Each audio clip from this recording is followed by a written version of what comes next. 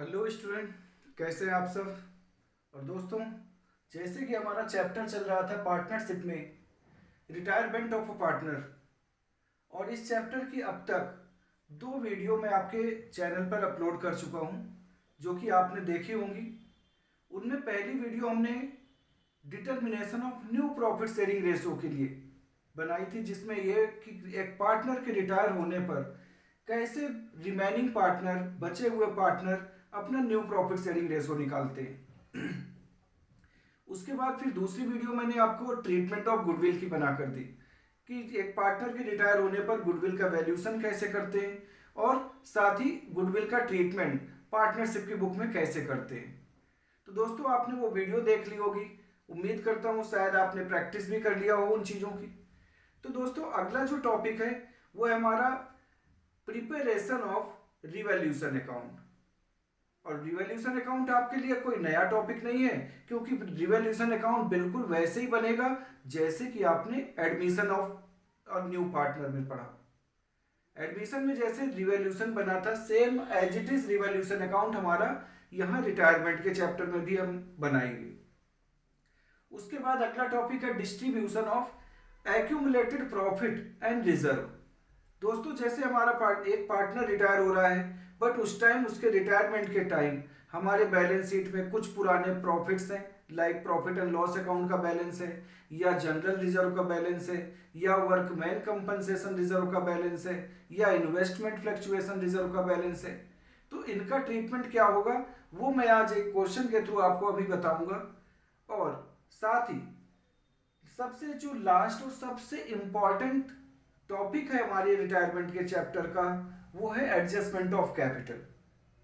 इसी adjustment of capital के topic में ही हम रिवैल्यूएशन अकाउंट बनाना भी सीखेंगे, साथ ही पास्ट प्रॉफिट और रिजर्व का ट्रीटमेंट भी सीख लेंगे।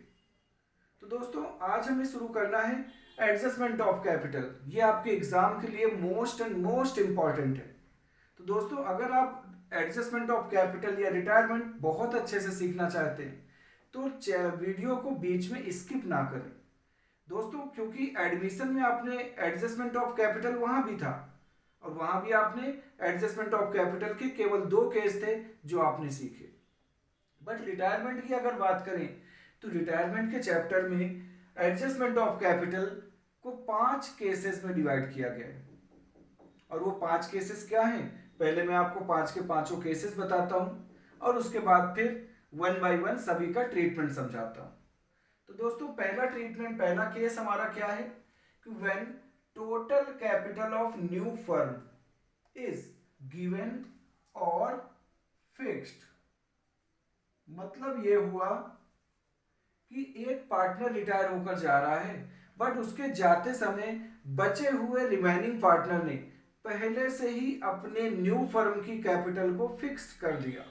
फिक्स का मतलब एक पर्टिकुलर अमाउंट डिसाइड कर ली कि हम न्यू फर्म में इतनी ही कैपिटल रखेंगे। अगर उस डिसाइडेड कैपिटल से किसी की कैपिटल कम है तो वो घर से लाकर पूरा करेगा, और किसी की कैपिटल उस अमाउंट से ज्यादा है तो वो बिजनेस से अपनी एक्सेस कैपिटल को विड्रॉ कर लेगा। समझ आया? मींस हमें न्यू फर्म की कैपिटल पहले से क्वेश्चन में गिवन होगी कि हमारे न्यू फर्म की कैपिटल हमें 1 लाख रखना है। इट मींस कि हम अपना नॉर्मल क्वेश्चन करेंगे, जैसे revaluation account, capital account, balance sheet बनाते हैं, बिल्कुल एज इट इज करेंगे। New ratio, treatment of goodwill, सारी एडजस्टमेंट भी पहले जैसे ही करेंगे। बस चेंज क्या आएगा कि इस केस में हम न्यू फर्म की कैपिटल निकालेंगे नहीं, बल्कि जो गिवन है उसी कैपिटल को एज बैलेंस सीडी पहले ही हम कैपिटल अकाउंट के डेबिट में दिखा देंगे। और उसके बाद फिर हम बैलेंस निकालेंगे कि किसी की कैपिटल ज्यादा है तो वो निकाल कर ले जाए, बिजनेस से विड्रॉ कर ले, किसी की कैपिटल कम है तो वो घर से लाकर पूरा करे। तो ये तो पहला केस हुआ जहां पर आपको कैपिटल पहले से फिक्स्ड बता दी जाएगी। दूसरा केस है कि when existing total capital of remaining partner is to be in their due ratio. अब दोस्तों, सेकंड केस में ये बोला गया है कि जो एक पार्टनर के रिटायर होने के बाद रिमेनिंग पार्टनर की टोटल कैपिटल है, रिमेनिंग पार्टनर मींस बचे हुए पार्टनर की जो कैपिटल है वो उसे न्यू रेशो में रखना चाहते हैं।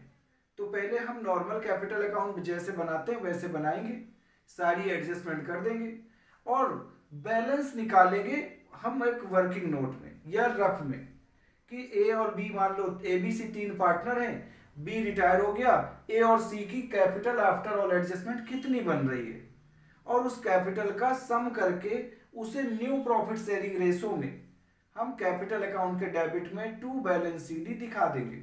उसके बाद बैलेंसिंग फिगर निकालेंगे।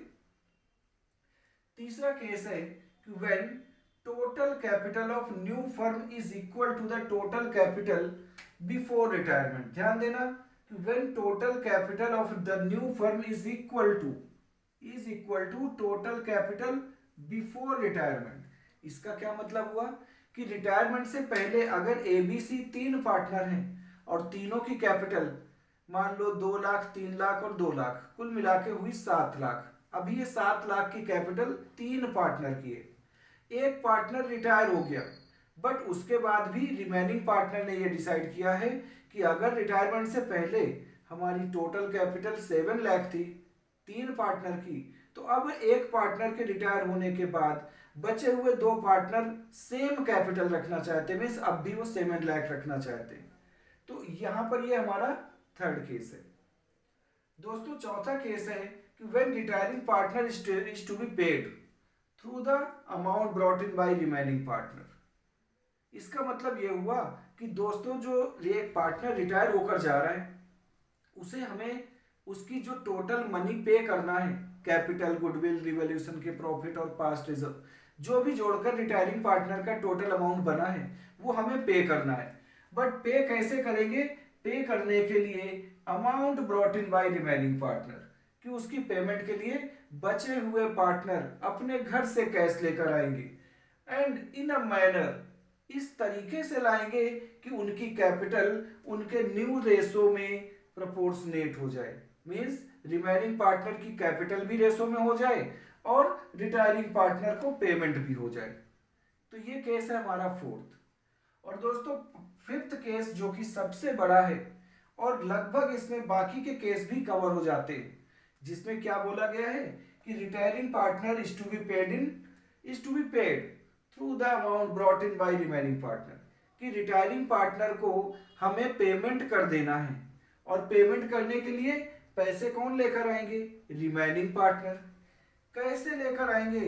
इन a manner to make their capital proportionate, इस तरीके से पैसे लेकर आएंगे कि वो रिमेनिंग पार्टनर की कैपिटल भी रेशो में हो जाए, न्यू रेशो में, और and also maintain a desired bank balance, वो अपना एक बैंक बैलेंस भी मेंटेन करना चाहते हैं। मान लीजिए हमारे फर्म में 20,000 रुपीज का बैंक बैलेंस है, बट हमें मेंटेन करना है 24,000 रुपीज। इट मीन्स कि 4,000 रुपए हमें बैंक में जमा करने के लिए भी रिमेनिंग पार्टनर कैश लेकर आएंगे। या हमारे बैंक में ज्यादा बैलेंस है, मान लीजिए 25,000 है और हमें 15,000 का बैंक बैलेंस मेंटेन करना है, मीन्स हम बैंक से फिर 10,000 रुपए विड्रॉ भी कर सकते हैं पार्टनर की पेमेंट के लिए। तो दोस्तों मैं आपको सबसे बड़ा केस और सबसे ज्यादा टिपिकल केस का एक पूरा क्वेश्चन समझाता हूं, जिसमें आपके बाकी केसेस भी लगभग कवर हो जाएंगे और बीच बीच में मैं बाकी केसेस के बारे में भी बताता रहूंगा, ताकि आप ये सारे केसेस एक ही वीडियो में सीख लें। और उसके बाद भी अगर आपको कहीं दिक्कत आती है तो आप मुझे वीडियो में नीचे डिस्क्रिप्शन में मेरा नंबर दिया हुआ है, आप मुझे व्हाट्सएप पे मैसेज कर सकते हैं, कुछ डाउट है तो आप पूछ सकते हैं। तो दोस्तों एक क्वेश्चन लेता हूं इस टिपिकल केस का, जिसमें कि हम कोशिश करेंगे बाकी के केसेस भी कवर हो जाए और उससे मैं आपको पूरा कॉन्सेप्ट कैपिटल एडजस्टमेंट का समझाता हूं। तो मैं इसे इरेज करता हूं और लेते हैं क्वेश्चन।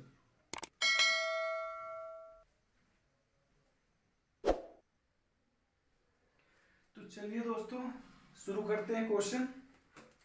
देखिए आपकी स्क्रीन पर मैंने क्वेश्चन आपको दिखाया है और इसका पीडीएफ भी मैं डिस्क्रिप्शन में ऐड कर दूंगा, तो आप ये क्वेश्चन बुक में भी ढूंढ सकते हैं, जिसमें बैलेंस शीट का टोटल, ये इलस्ट्रेशन नंबर 41 है टीएस ग्रेवाल में, और बैलेंस शीट का टोटल है 2,28,000, तो आप जब बुक में ढूंढेंगे तो आपको बुक में भी ये इलस्ट्रेशन मिल जाएगी। और ये ऐसा केस है जिसमें आपके लगभग ज़्यादातर केसेस कवर हो जाते हैं। दोस्तों इसमें हम रिवॉल्यूशन अकाउंट, कैपिटल अकाउंट और बैंक अकाउंट तो सीखेंगे, बैलेंस शीट सीखेंगे, साथ ही कैपिटल एडजस्टमेंट भी सीखेंगे। तो देखो मैं क्वेश्चन पहले पढ़ता हूँ, समझाता हूँ आपको, और उसके बाद फिर हम इसे पूरा कंप्लीट करते हैं। दोस्तों क्वेश्चन में लिखा हुआ है कि A B and C were partners, were equal partners, their balance sheet on March 31 2018 was, आपको मार्च 31 2018 की बैलेंस शीट दे रखी है। बैलेंस शीट में देखें तो लाइबिलिटी साइड में हमारे पास दो पुराने प्रॉफिट और रिजर्व हैं। एक तो है जनरल रिजर्व और दूसरा प्रॉफिट एंड लॉस अकाउंट का बैलेंस। अगर प्रॉफिट एंड लॉस अकाउंट का बैलेंस लाइबिलिटी साइड है तो वो प्रॉफिट है, और अगर प्रॉफिट एंड लॉस का बैलेंस एसेट साइड में हो तो वो लॉस होता है। और एसेट साइड में कोई पुराना लॉस नहीं दिया हुआ, ना ही एसेट साइड में कोई पुरानी गुडविल दे रखी है। दोस्तों नीचे लिखा है कि B retired on 1 April 2018, B अप्रैल 1 को रिटायर हो गया, and A and C decided to continue the business as equal partner on the following term. तो दोस्तों ए बी सी तीन पार्टनर हैं जो कि इक्वल पार्टनर हैं, 1:1 इक्वल पार्टनर हैं, इक्वल रेशो है। अब इसमें से बी ने फर्म से रिटायरमेंट ले लिया, तो बचे हुए पार्टनर ने भी क्या डिसाइड किया कि हमारा फ्यूचर रेशो भी इक्वल रहेगा, और बी रिटायर हो गया। क्या टर्म्स डिसाइड हुई हैं? लिखा है goodwill of the firm was valued at 57,600। जब भी कोई पार्टनर फर्म में एडमिट होता है या फर्म से कोई पार्टनर रिटायरमेंट लेता है या किसी पार्टनर की डेथ हो जाती है, तो हमें फर्म में गुडविल का वैल्यूएशन करना पड़ता है कि करंट में हमारे फर्म की गुडविल कितनी है। अब जब नया पार्टनर आता है तो अपने शेयर की गुडविल लेकर आता है, तो ऐसे ही फर्म से जब कोई पार्टनर रिटायर होकर जाएगा तो वो अपने शेयर की गुडविल लेकर जाएगा। इसके बाद तो हम साथ साथ गुडविल का वैल्यूएशन भी कर लेते हैं, करते हैं ट्रीटमेंट। देखिए सबसे पहले यहां पर हम वर्किंग नोट बनाते हैं। Working note first, B share of goodwill.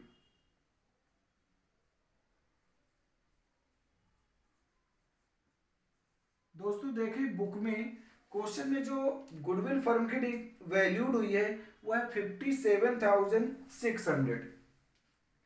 तो 57,600 में बी का शेयर कितना है 1/3, जो कि कितना बना 19,200। बी का शेयर ऑफ गुडविल है 19,200, जो कि हमें किससे लेकर देना है, बचे हुए पार्टनर ए और सी गुडविल का पैसा बी को देंगे अपने गेनिंग रेशो में, क्योंकि बी के जाने से गेन किसको हो रहा है, ए और सी को। जो प्रॉफिट 3 में बढ़ता था अब 2 पार्टनर्स में बटेगा, तो ए और सी का शेयर पहले से बढ़ गया, तो गेनिंग रेशो में हमें ए और सी से पैसे लेकर बी को देना है गुडविल की। जो कि कैसे देंगे वो भी बताते हैं हम। इसकी एक जर्नल एंट्री बना लेते हैं। यहाँ पे हम एंट्री करेंगे एज कैपिटल अकाउंट डेबिट,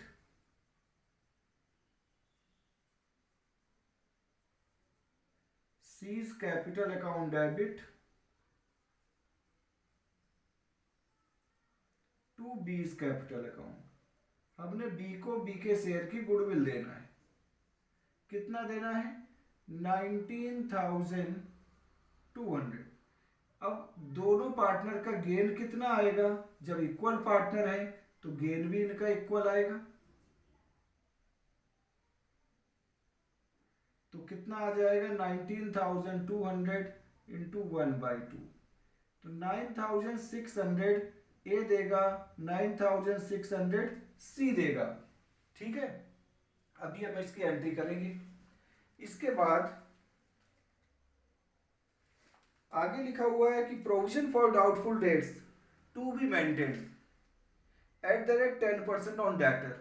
देखें दोस्तों बैलेंस शीट में हमारे जो डेटर्स हैं वो 45,000 के हैं, और उस पर 5,000 का पहले से प्रोविजन बना हुआ है। अब हमें नया प्रोविजन कितना रखना है? 10%। तो 10%, अब देखिए यहाँ पर कि हमारे बुक्स में जो डेटर्स हैं वो डेटर्स है 45,000 के, जिस पर हमें 10% प्रोविजन मेंटेन करना है। अब वो 10% प्रोविजन कितना होगा? 4,500। बट हमने तो पहले से ही 5,000 का प्रोविजन बनाया है, तो हमारा प्रोविजन ऑलरेडी ज़्यादा है, हमें अपने प्रोविजन को कम करना है। तो ये बिजनेस के लिए क्या है? एक फायदा है, बेनिफिट है। तो डेटर से हमें प्रोविजन घटाना है, लेस प्रोविजन, जो कि पहले था 5,000, अब उसे हम 500 लेस करके नया प्रोविजन 4,500 बनाएंगे और हमारे डेटर हो गए 40,500 के। 500 का जो बेनिफिट है रिवॉल्यूशन अकाउंट में दिखाएंगे। तो दोस्तों रिवॉल्यूशन अकाउंट आपको याद होगा कि revolution account is just like a profit and loss account. इसका दूसरा नाम है profit and loss adjustment account. इसीलिए इसमें जो भी बेनिफिट होते हैं एसेट्स की वैल्यू बढ़ने से या लाइबिलिटी घट जाने से, उन बेनिफिट्स को हम क्रेडिट में दिखाते हैं, या फिर एसेट्स की वैल्यू घटने से या लाइबिलिटी बढ़ जाने से जो लॉस होता है उस लॉस को हम डेबिट में दिखाते हैं। बिल्कुल प्रॉफिट एंड लॉस अकाउंट जैसे लॉसेस डेबिट में आते हैं, इनकम क्रेडिट में आती है। तो यहां पर हमारा लॉस का प्रोविजन कम हो गया है 500 से, तो हमारे लिए एक बेनिफिट है, और बेनिफिट है इसलिए हम इसे यहां क्रेडिट में दिखाएंगे। प्रोविजन फॉर डाउटफुल डेट्स, जो कि 500, हमारा प्रोविजन घट गया है, ये हमारे लिए फायदा है। दूसरा है land and building to be increased to ₹1,32,000। हमारी लैंड एंड बिल्डिंग की वैल्यू बैलेंस शीट में 1,20,000 थी, जो कि बढ़कर हो गई 1,32,000। तो बिल्डिंग की वैल्यू बढ़ गई है 12,000 से, तो ये भी हमारे लिए बेनिफिट है। और बेनिफिट कहाँ दिखाते हैं हम? क्रेडिट साइड में। यहां लिखेंगे बाय लैंड एंड बिल्डिंग,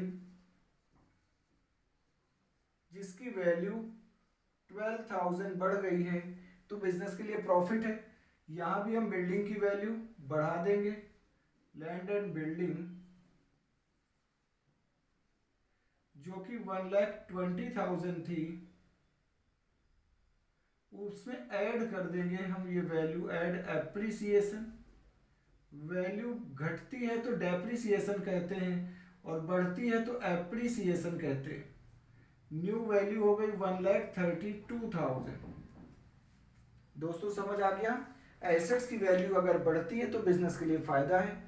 फायदे को एप्रिसिएशन को हम अपने रिवैल्यूएशन के क्रेडिट में दिखाते हैं, क्योंकि बिजनेस के लिए बेनिफिट है। इसके बाद नेक्स्ट एडजस्टमेंट है furniture to be reduced by ₹8,000। Furniture की वैल्यू 8,000 रुपए से घट गई। फर्नीचर हमारा था 28,000 का और उसकी वैल्यू 8,000 से घट गई है, तो अब हम उसे यहां पर फर्नीचर पर डेप्रिसिएशन दिखा देंगे कि 28,000 का फर्नीचर था, उसकी वैल्यू घट गई 8,000 से, तो 8,000 वैल्यू जो घटी है हमारे बिजनेस के लिए लॉस है, और इस लॉस को हम कहां दिखाएंगे? रिवॉल्यूशन के डेबिट साइड में, टू डेप्रिसिएशन ऑन फर्नीचर। दोस्तों समझ आ रहा है आपको? ये 8,000 का हमने डेप्रिसिएशन दिखा दिया। इसके बाद नेक्स्ट एडजस्टमेंट है कि rent outstanding not provided for as yet was 1,500। Not provided as yet का मतलब कि रेंट आउटस्टैंडिंग जो कि अभी तक हमने लाइबिलिटी माना नहीं था, लाइबिलिटी के रूप में नहीं दिखाया था, उसे अब लाइबिलिटी मानना है 1,500, 1,500 रुपए। तो दोस्तों लाइबिलिटी बढ़ती है तो बिजनेस के लिए लॉस है, लॉसेस डेबिट में आते हैं, तो हम यहाँ पर अपनी ये लाइबिलिटी भी रिकॉग्नाइज कर लेते हैं। आउटस्टैंडिंग रेंट 1,500, और ये लाइबिलिटी साथ साथ बैलेंस शीट में हम दिखा देंगे। Outstanding liabilities, outstanding rent 1500। ठीक है दोस्तों, और लास्ट सभी एडजस्टमेंट के नीचे जिसकी वजह से मैंने ये क्वेश्चन लिया है, ताकि आपको पूरे चैप्टर की होल कॉन्सेप्ट और साथ ही साथ कैपिटल एडजस्टमेंट का सबसे टिपिकल केस मैं आपको अभी समझा दूं। लास्ट में देखें जिसकी वजह से ये क्वेश्चन हमने लिया है। लिखा है the remaining partner decided to bring in sufficient amount to pay B. Remaining partner A और सी ने डिसाइड किया है कि वो इतना कैश लेकर आएंगे, पर्याप्त कैश लेकर आएंगे ताकि बी को पेमेंट हो जाए, and to maintain a bank balance of 24,800। हमें बैंक का बैलेंस भी 24,800 मेंटेन करना है, जो कि अभी करंट में बैंक बैलेंस हमारा कितना है, 20,000 only. They also decided to readjust their capital as per their new profit sharing ratio. Partner ने यह भी डिसाइड किया है कि उनकी capital new profit sharing ratio में भी हो जाए रिमेनिंग पार्टनर की। तो दोस्तों करते हैं हम अब आगे कंप्लीट। रिवॉल्यूशन से रिलेटेड एडजस्टमेंट हमने सारी कर दी। अब हम रिवॉल्यूशन अकाउंट को क्लोज कर देते हैं। देखते हैं टोटल किधर ज्यादा है, क्रेडिट साइड का। तो क्रेडिट का टोटल ज्यादा है, इसलिए हम पहले क्रेडिट का टोटल कर लेते हैं। क्रेडिट का टोटल है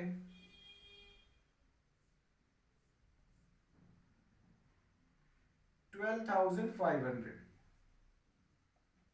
यही 12,500 हम इधर लेकर आएंगे और इसमें से 9,500 लेस कर देंगे, तो 3,000 का गेन ऑन रिवॉल्यूशन हुआ है। गेन वर्ड यूज करते हैं, वैसे हम प्रॉफिट भी बोल सकते हैं।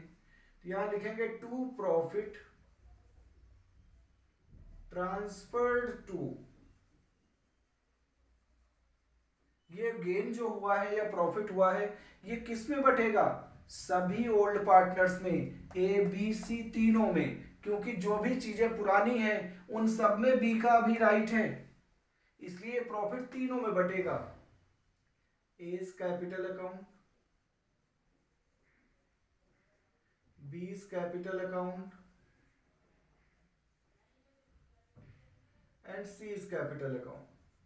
तीनों पार्टनर्स में ये प्रॉफिट हम बांट देते हैं, क्योंकि इक्वल पार्टनर हैं तो तीनों पार्टनर को 1,000, 1,000 एंड 1,000 अमाउंट रिवॉल्यूशन के प्रॉफिट की मिल जाएगी। तो दोस्तों रिवॉल्यूशन अकाउंट हो गया हमारा कंप्लीट। अब हमें कंप्लीट करना है कैपिटल अकाउंट। तो दोस्तों कैपिटल अकाउंट की शुरुआत कहां से होती है, ओपनिंग बैलेंस से।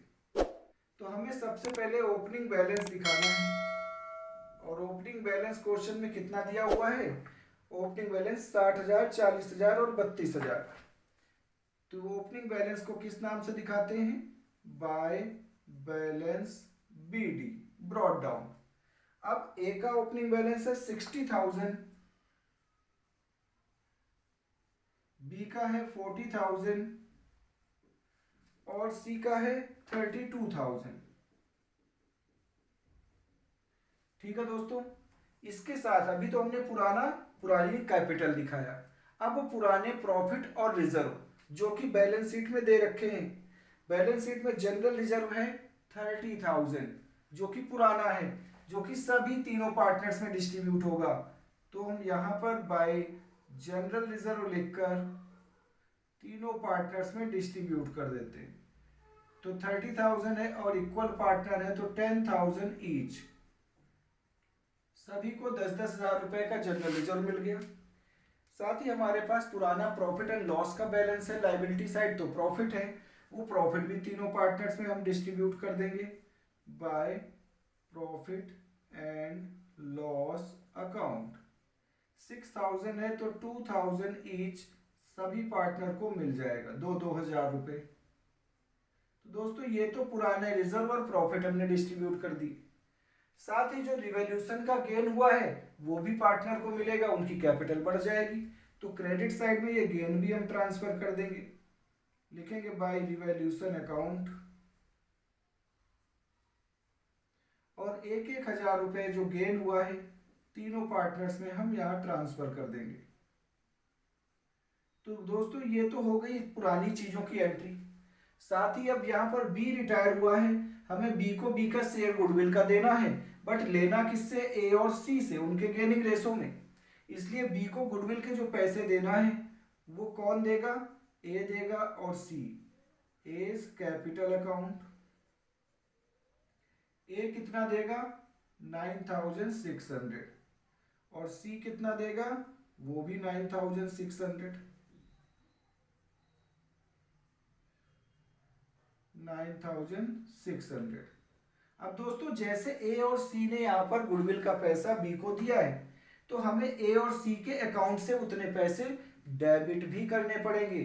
तो उनकी कैपिटल को डेबिट करने के लिए नाम किसका लिखेंगे, किसको ये पैसे दिए इन्होंने, इन्होंने ये पैसे दिए हैं मिस्टर बी को, इसलिए नाम तो बी का आएगा, बट अकाउंट डेबिट होगा ए और सी का। इससे ये पता चलता है कि ए और सी के पैसे घटने के पीछे रीजन क्या है, बी का कैपिटल अकाउंट, बी को पैसे दिए गए। तो दोस्तों गुडविल का भी हमने एडजस्टमेंट और ट्रीटमेंट कर दिया। अब हमें लास्ट क्या बचा है, कैपिटल की एडजस्टमेंट करना है। तो कैपिटल की एडजस्टमेंट करने के लिए अब हम इस कैपिटल अकाउंट को क्लोज करेंगे और बैलेंस निकालेंगे। तो देखते हैं यहां पर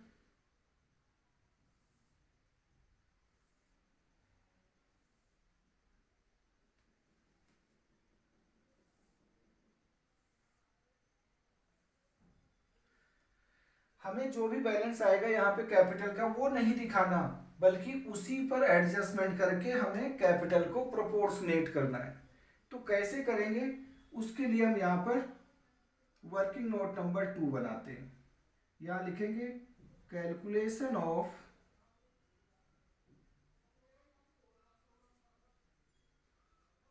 total capital of new firm, new firm की टोटल कैपिटल। तो यहां लिखेंगे total capital equal to sum of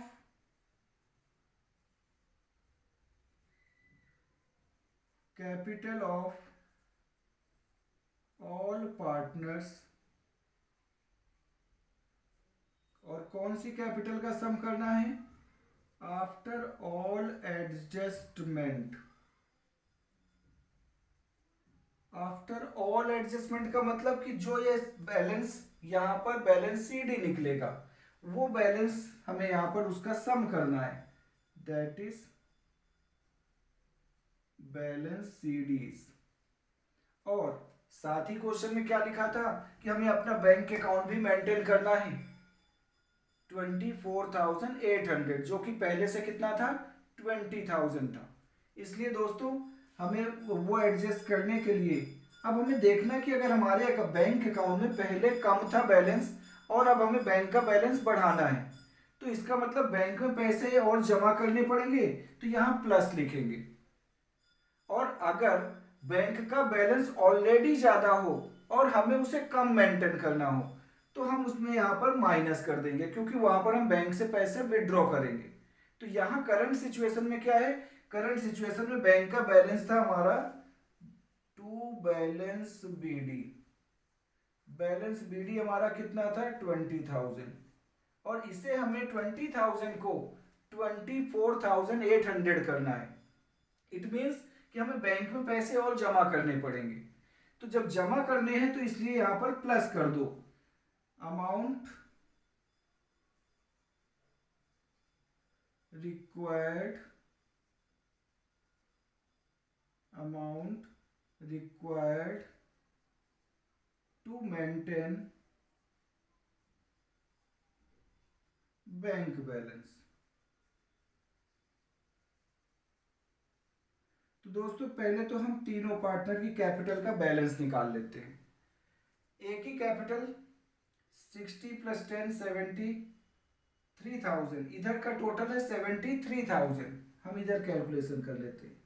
73,000 ए का टोटल है इधर, उसमें से 9600 माइनस कर दें। 9600 माइनस कर दें तो कितना आएगा, ये आ जाएगा 10 में से 6, 4, 3, 2, 12 में से 9, 3 और 7, 6, 63,400 ए का बैलेंस आया है। ऐसे बी का निकाल लेते हैं। बी का टोटल है 40 और 10 50, 3 53, 53 और 19 72। देख लेते हैं इसका टोटल 6 और 6 12, 2 1 3 1 4, 9 4 13, 13 और 9 22, 6 4 और 2 6 1 7, 72,200। एक बार फिर से चेक करते हैं। 6 और 6 12, 2 1 3, 3 1 4, 9 4 13, 13 और 9 22, 2 2 2 4, 4 2 6 1 7। तो बी का बैलेंस आया, क्योंकि बी का बैलेंस इधर कुछ भी घटाने के लिए नहीं है, इसलिए 72,200। और ऐसे सी का बैलेंस देखते हैं। सी का टोटल है इधर 32 10 42 और 3 45, 45,000 माइनस 9,600। 10 में से 6 घटाएंगे 4 और 14, 4 14 में से 6 घटाया 8,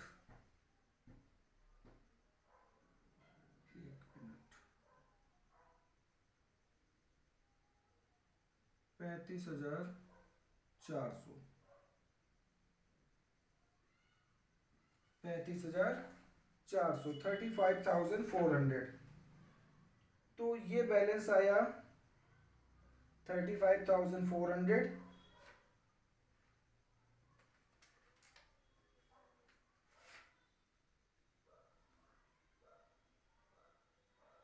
ठीक है, हमारे तीनों के जो बैलेंस आए हैं, ये बैलेंस यहाँ टू बैलेंस सीडी हम लिख देते अगर हमें कैपिटल एडजस्टमेंट ना करनी होती। अब इस बैलेंस को हम यहाँ पर सम कर लेंगे। तो 63,400 ए का बैलेंस है, 72,200 बी का बैलेंस है और सी का बैलेंस है 35,400। तो हमने यहाँ क्या लिखा है, sum of capital of all partner after all adjustment. तो ये जो कैपिटल निकली है, ये सारी एडजस्टमेंट करने के बाद निकली है।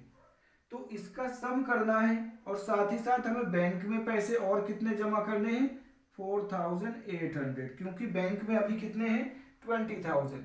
और इसे 24,800 बनाने के लिए 4,800 हमें बैंक में और जमा करने पड़ेंगे। अब इसका जो सम आएगा वो हो जाएगी हमारी total capital of new firm. तो इसका सम करके देखते हैं और इसे मैं मिटा देता हूं।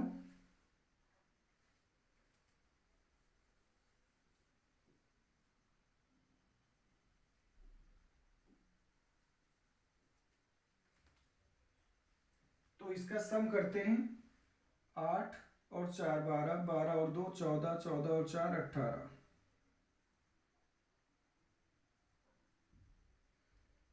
3 1 4, 4 और 2 6, 6 और 5 11, 11 और 4 15, 6 1 7, 7 7 14, 14 और 3 17, 1,75,800, 1,75,800 ये हमारे फर्म की टोटल कैपिटल है जो हमें रखना है।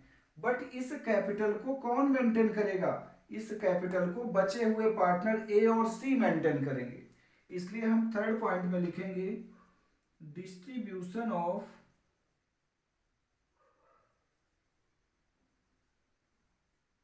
Total capital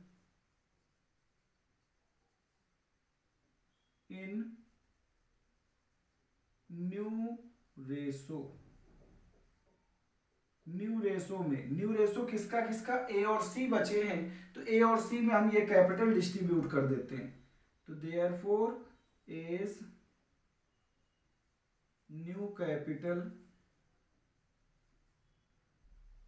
is equal to 1,75,800 में ए का न्यू शेयर कितना है, इक्वल पार्टनर है तो 1/2। ऐसे ही सी इज न्यू कैपिटल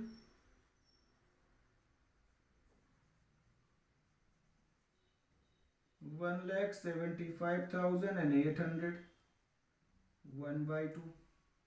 अब इनकी कैपिटल डिवाइड करके कितनी आएगी,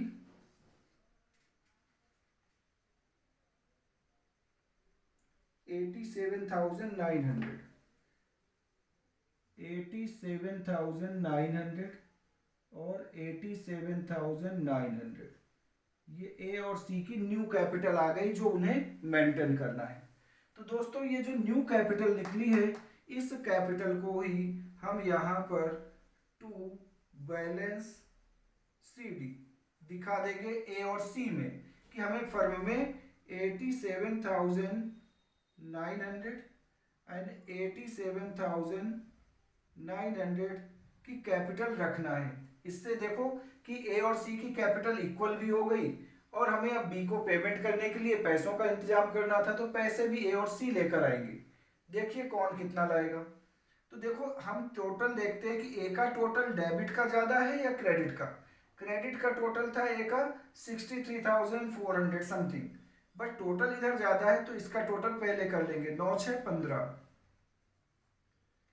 9 और 1 10 7 17 8 और 1 9, 97,500 इधर टोटल ज़्यादा है तो यही टोटल हम यहाँ लाएंगे 97,500 और इसमें से ये बैलेंस हम घटा देंगे तो बैलेंस आ जाएगा 5, 2 और 1 3 और 4 7, 6 1 7 और 2 9, 24,500 बाय बैंक अकाउंट। ए को अपने घर से इतना पैसा लाना पड़ेगा अपनी कैपिटल को रेशो में करने के लिए। ए को अपने घर से 24,500 लाना पड़ेगा।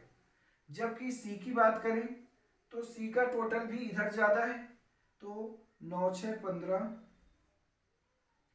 और 9 और 1 10 7 17 और 8 1 9, 97,500 यहाँ लाएंगे और इससे इसका ओल्ड बैलेंस माइनस कर देते हैं तो 0 0 5, 2 और 2 4 और 1 5 और 2 7,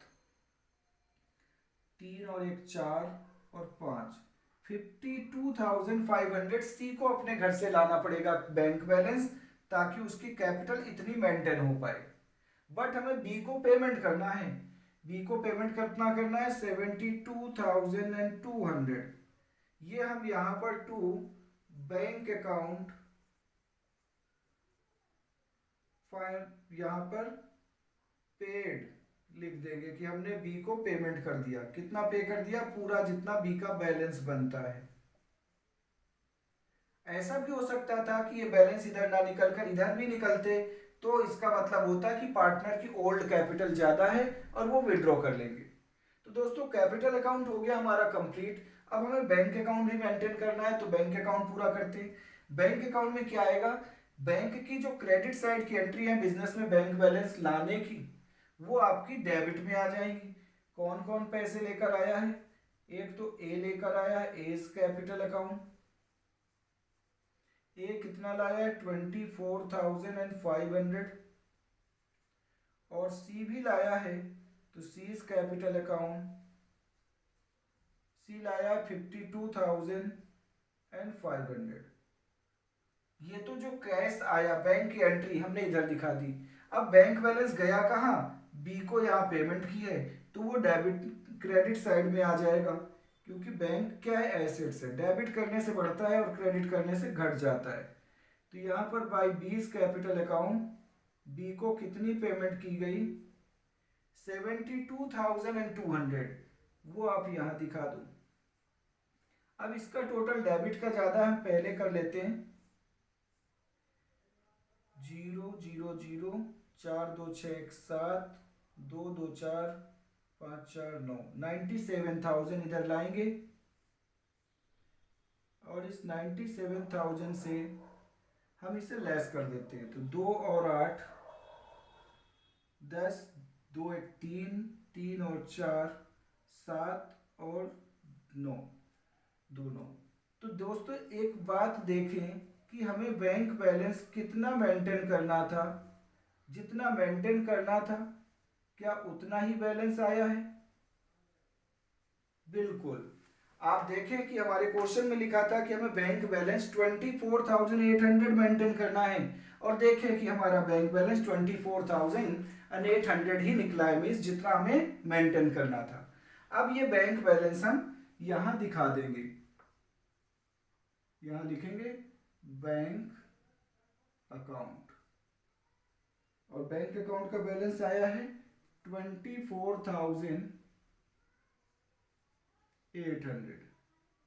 दोस्तों क्वेश्चन हमारा लगभग पूरा हो चुका है। अब हमारे बैलेंस शीट में जिनमें कोई एडजस्टमेंट नहीं थी वो बैलेंस एज इट इज लिख देंगे।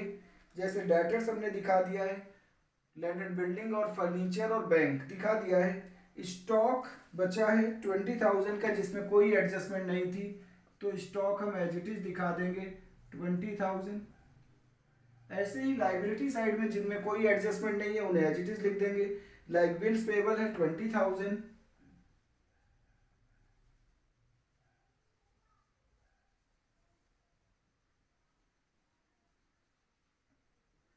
और क्रेडिटर है 40,000,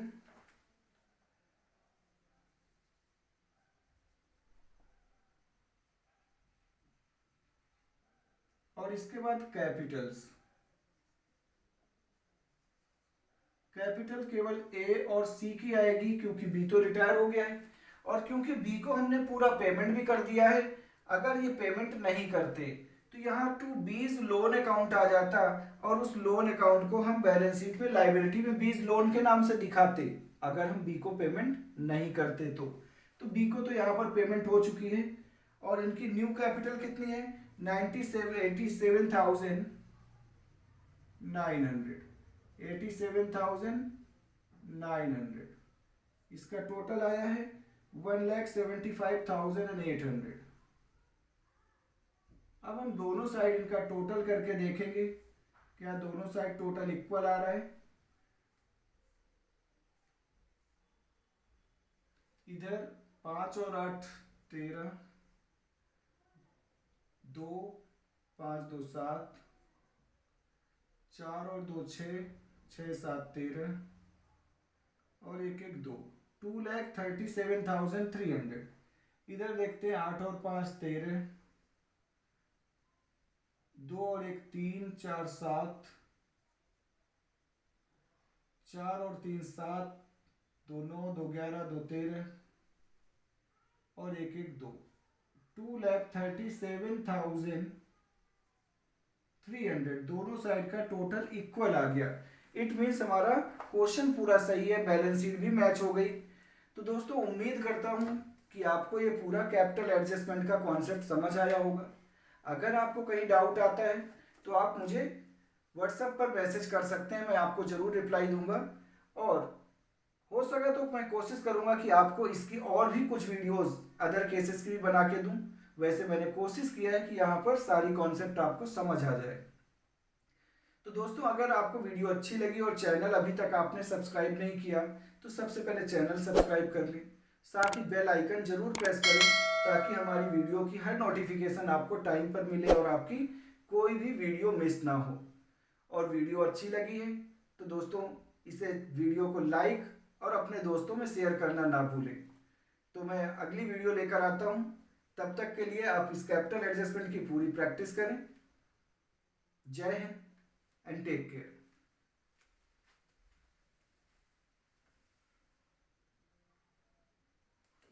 और दोस्तों अगर आपको इस टॉपिक की और भी वीडियो चाहिए तो आप हमें कमेंट में जरूर बताएं, मैं आपको और भी वीडियोज इसकी बनाकर दूंगा।